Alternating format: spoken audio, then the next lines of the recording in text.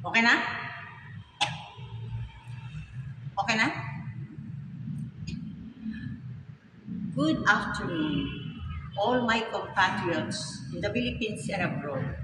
Today is September 11, 2024, my 8th day Novena Mass, Holy Mass, for the September 30, 2024 birthday of His Excellency President Ferdinand Romualdez Marcos Jr. Today I am here, September 11, 2024, birth anniversary of Ferdinand Edralin Marcos.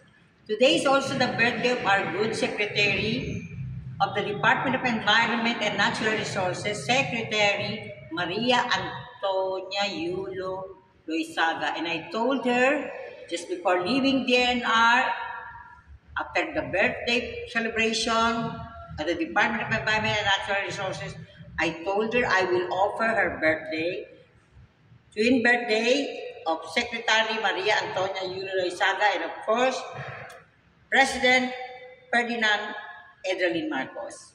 And so, Our Lady of Mount Carmel, who called me to Lucena City, Quezon Province of Mount Carmel. Today, I bring to you my Thanksgiving tribute for your call to Reverend Father Ronald Bacari to be the parish priest here.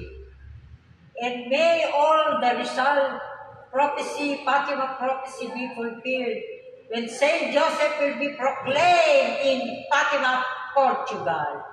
Our Lady of Mount Carmel, Rizal prophecy, Fatima prophecy.